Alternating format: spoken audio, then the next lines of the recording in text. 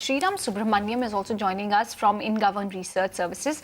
Mr. Subramanian, always a pleasure chatting with you. Thank you so much for agreeing to come on board.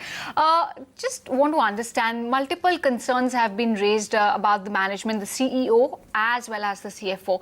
How serious are they? Because the company has taken a very calm stance. They've said that they are looking into the matters. They've received something similar a couple of weeks ago as well in terms of a complaint that has been filed. So how are things now likely to be to play out, and how serious are the concerns that have been raised? So if you look at the whistleblower letter, there are three things, three categories, I would think. One is trivial matters.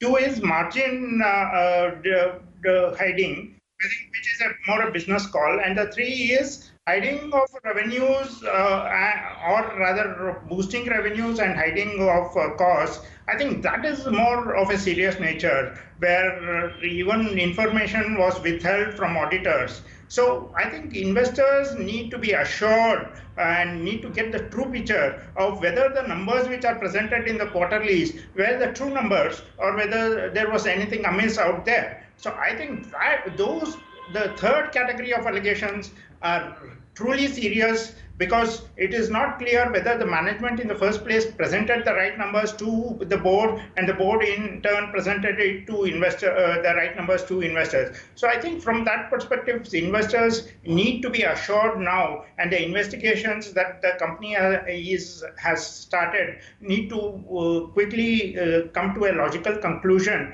and the investors need to be presented the true picture of what the numbers are and what steps the company has taken to sort of ensure that such things don't happen in future. One of the things which is completely missed out in the narrative is probably the entire now 2019 stock ownership plan, which is more based on performance based, where more if the company what is known as relative total shareholder return, and so much of the senior management is incentivized to ensure that Infosys performs much better than its peers. So from that perspective, since their individual, I would say, RS vesting is based largely on performance. So I think that's where there is too much pressure on the management to show or to probably get into this bad behavior. One doesn't know that.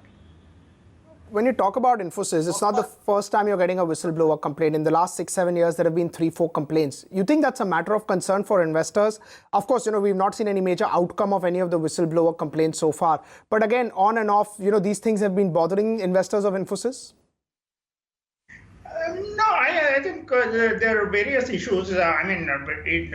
Whistleblower blowing itself is a welcome mechanism. I think, if anything, we should welcome more such whistleblowing mechanism in other companies too. So in the past, Infosys, whatever whistleblowing happened in Infosys was a different issue altogether. In this case, it's a different issue altogether. So I think we need to discern from that perspective. Two is, obviously, if you look at the Infosys stock, it is probably the most widely held stock in India. It has the highest, I would say, management or employee ownership. So from that perspective, obviously, whistleblowing is a good thing to have happen. Right. What do you think now investors should wait for? Does this become an uncertainty till you get any clarity on all these three issues or what the audit committee does? Definitely. I think, firstly, if the board needs to present the results of the investigation within a month or so. If they're going to delay it further, or there is no information put out, it is going to put the company in bad light. Already the fact is that today's statement or yesterday's statement that there have been whistleblowing complaints should have been put out probably 2 weeks earlier, rather than some newspaper actually coming out with it. And Infosys is guilty of actually sort of hiding at least the fact that there was a whistleblower complaint. All right, Mr. Subramanian, really appreciate you taking time out and sharing your perspective on this entire issue with us. Infosys stock continues to, meanwhile, dive big time in trade. It's seen the worst fall in the last 6 years.